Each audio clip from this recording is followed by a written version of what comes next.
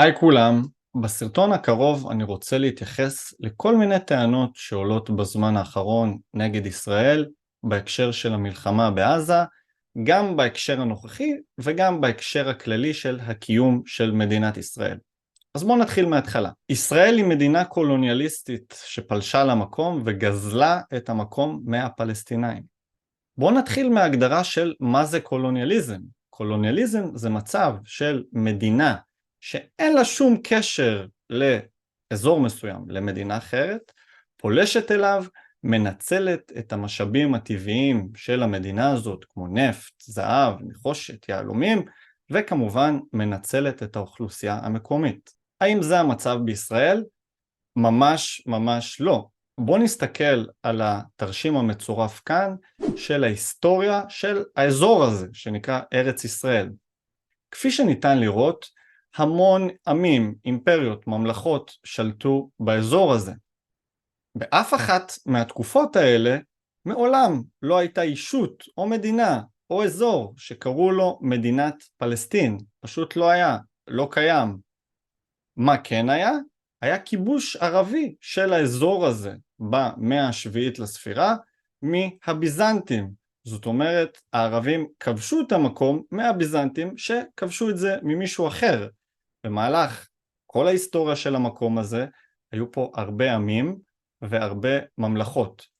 חשוב להגיד, בכל ההיסטוריה הזאת של 2000 שנים האחרונות אפשר להגיד, תמיד הייתה נוכחות יהודית בארץ ישראל, ועוד נוכחות של הרבה עמים אחרים. אז כמו שאמרתי, בכל התקופה הזאת לא הייתה מדינת פלסטין, לכן לא הגיוני שפלשו אנשים למדינת פלסטין שלא הייתה קיימת. מה כן היה קיים? בואו נקפוץ למאה ה-16. כפי שאתם רואים בתמונה, בתקופה הזאת שלטה פה האימפריה העות'מאנית, הטורקים, במשך כ-400 שנה. בתקופה של האימפריה העות'מאנית חיים באזור הזה גם יהודים וגם ערבים. במאה ה-18 וה-19 יש תנועות הגירה לאזור, גם של יהודים מכל מיני מקומות, ממש לא רק מאירופה, וגם של ערבים. ערבים שמגיעים לאזור הזה, ממצרים, מלבנון, מסוריה, פשוט אנשים שנעים בתוך האימפריה העות'מאנית ומשנים את המיקום שלהם.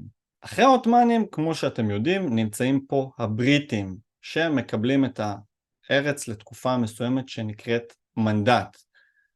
בתקופה שהבריטים נמצאים פה, יש כבר שתי אוכלוסיות לא קטנות, האוכלוסייה הערבית והאוכלוסייה היהודית. ההחלטה קבעה שב-1948 המדינה הזאת תחולק לשתיים, ממדינה לערבים ומדינה ליהודים, מה שנקרא תוכנית החלוקה. מי שקיבל את תוכנית החלוקה היו היהודים, מי שלא קיבל את תוכנית החלוקה היו הערבים, שפתחו במלחמה על ישראל. את המלחמה הזאת ניצחו היהודים, מה שגרם לכך שבמלחמה הזאת ברחו וגם גורשו מאות אלפי ערבים שחיו באזור הזה למדינות אחרות, כמו ירדן, כמו לבנון, כמו סוריה. מה קרה לאותם פליטים? נדבר על זה בהמשך הסרטון. אבל מה שבטוח שאפשר להבין ממה שאני אומר, לא הייתה מדינה יהודית שבאה ופלשה למקום הזה. הייתה למקום הזה תנועת הגירה מכל העולם של יהודים מאירופה ומארצות ערב ומהמזרח, וגם תנועה של ערבים למקום הזה. למקום הזה, כדי לפתור את הבעיה, הוחלט על הקמת שתי ישויות. יהודים אימצו את ההחלטה הזאת, הערבים סירבו להחלטה הזאת, פתחו במלחמה על ישראל, מה שהביא להקמה של ישראל כפי שאנחנו מכירים אותה היום. אגב, בניצחון הזה של מדינת ישראל, לא היו לה שני אזורים, מה שנקרא היום רצועת עזה והגדה המערבית. רצועת עזה הייתה שייכת למצרים, וכל הגדה המערבית נכבשה על ידי ירדן. הטענה השנייה אומרת שעזה נמצאת תחת מצור של ישראל, ופשוט לא הייתה להם ברירה, וזו הייתה הדרך שלהם לפרוץ את המצור ולשחרר את עזה. כפי שאמרתי מקודם, בשנת 48, שני אזורים, רצועת עזה והגדה המערבית, נמצאים בידי ירדן, הגדה המערבית, ומצרים רצועת עזה. בשנת 1967, מלחמת ששת הימים, ישראל נלחמת נגד כמה צבאות ערב וכובשת שטחים מאוד גדולים, גם את רצועת עזה שהייתה שייכת למצרים וגם את הגדה המערבית שנכבשה על ידי ירדן ב-48. בהסכמי השלום בשנת 1979 ישראל החזירה למצרים שטח שגדול פי 2 מהגודל שלה, את כל חצי האי סיני. חלק מהסכם השלום, ישראל רצתה להחזיר גם את רצועת עזה, שהייתה שייכת למצרים לפני המלחמה, כמו שאמרתי, משנת 48. המצרים כמובן סירבו, וישראל נשארה האחראית על רצועת עזה, עד שנת 2005. בשנת 2005 ישראל מחליטה לצאת מרצועת עזה. היא מפנה את כל היישובים שהיו ברצועת עזה, מה שנקרא תוכנית ההתנתקות, ומוציאה את כל הצבא משם. עזה יכלה להפוך לגן עדן, עיר חוף עם נמל בין ישראל למצרים בדרך לאירופה. המקום הזה יכל להפוך להיות סינגפור. עזה לא הפכה להיות סינגפור. מה היא כן הפכה להיות? מקום של טרור בלתי נתפס, שמרגע שישראל יצאה מרצועת עזה, הטרור רק התגבר. ישראל בלית ברירה אכן עשתה מצור על רצועת עזה כדי לשמור על האזרחים שלה, על האזרחים של ישראל, כדי שלא ייכנס לרצועת עזה עוד נשק ועוד טילים ועוד דברים שאם היה להם הם גם היו משתמשים בהם. למרות המצור על עזה ומקום שהוא מאוד עוין את ישראל, ובמהלך ה-20 שנים האחרונות אנחנו חוטפים מהמקום הזה טילים על אוכלוסייה אזרחית, ישראל בזמן הזה ועד היום ממשיכה לספק לעזה מים, חשמל, דלק, סיוע הומניטרי. כמה מדינות אתם מכירים שנותנים למדינת אויב שנמצאת לידם, שיורה עליהם טילים, מפעילה נגדם טרור, חופרת מנהרות כדי לחטוף אזרחים, ועדיין מעניקה למדינה הזאת, לישות הזאת, מים, חשמל, דלק וסיוע הומניטרי. אז נכון, עזה נמצאת תחת מצור, אבל מי שגרם למצור הזה זה הם בעצמם, כי ברגע שצה"ל ומדינת ישראל יצא מהמקום, הם יכלו להפוך את המקום הזה לסינגפור. מה שהם עשו, הם הפכו את המקום הזה לאפגניסטן על סטרואידים. טענה נוספת שישראל וחמאס הם בעצם אותו דבר. חמאס נכנס לישראל ורצח באכזריות בלתי נתפסת אזרחים תמימים שלא עשו שום דבר, אבל יש שאומרים שישראל בעצם עושה אותו דבר, רק שלישראל יש נשק מתקדם, כמו מטוסים, כמו טנקים, אז היא גם הורגת אזרחים, אבל היא עושה את זה באמצעים סטריליים. ממש ממש לא. חמאס יצא מרצועת עזה במטרה לרצוח ישראלים ויהודים בדרך הכי אכזרית שאפשר. צה"ל עושה הכל כדי לא לפגוע באוכלוסייה אזרחית. לכן צה"ל הודיע לכל תושבי צפון הרצועה של עזה לעזוב את הבתים שלהם, כדי שלא יהיו פגיעות באזרחים לא מעורבים. חמאס מונע מהאזרחים לצאת מהמקומות האלה.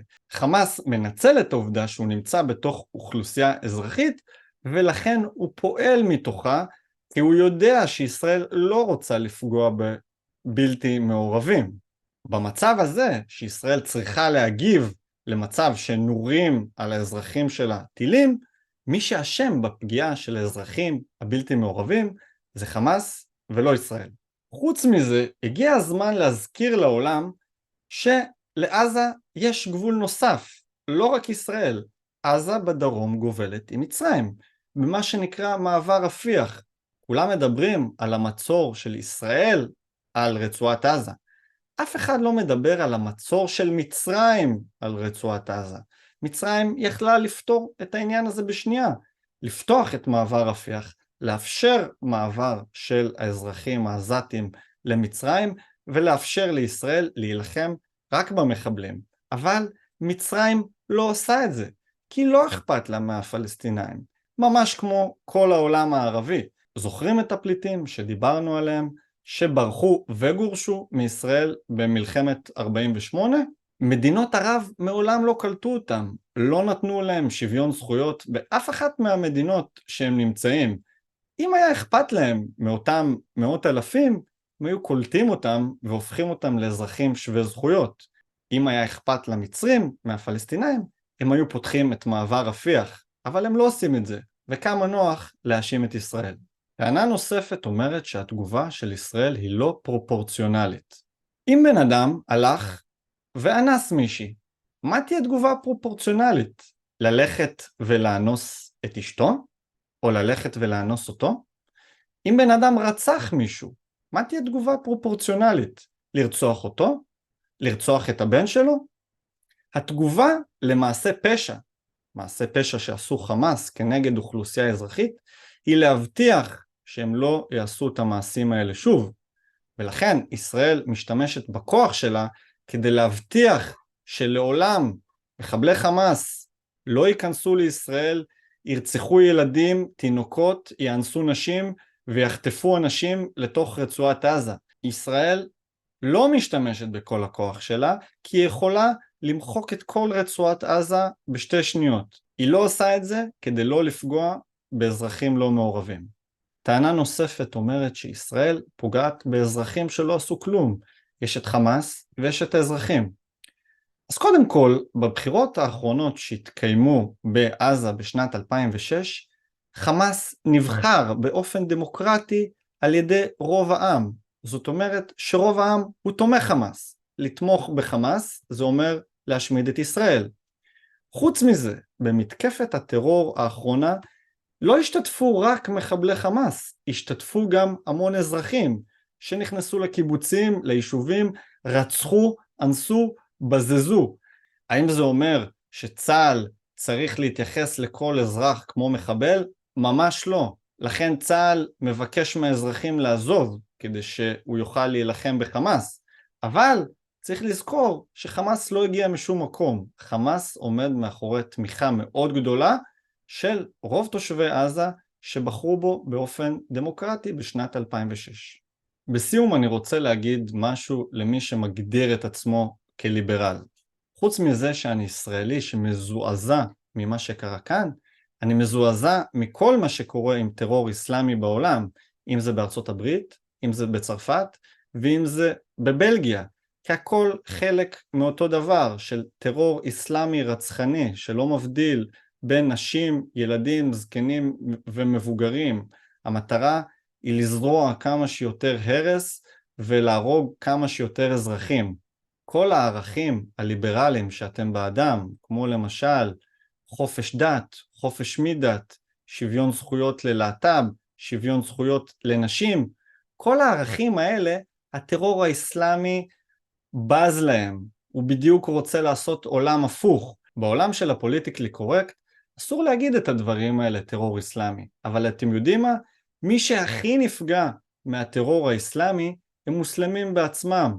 מרבית הנרצחים מפעולות טרור אסלאמי, כמו בפקיסטן, אפגניסטן, עיראק ועוד כל מיני מדינות, הם מוסלמים בעצמם. מי שהכי סובל מהטרור האסלאמי הם מוסלמים.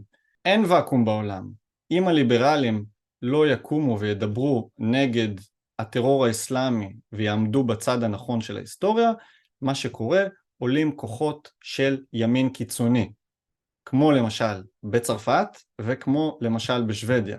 וגם תלמדו את העובדות. הכי קל זה לצעוק דברים כמו ג'נוסייד או קולוניאליזם, אבל ברגע שתלמדו את העובדות תבינו שאין לזה שום קשר למציאות. ותעמדו בצד הנכון של ההיסטוריה, כי לסיפור הזה אין שני צדדים.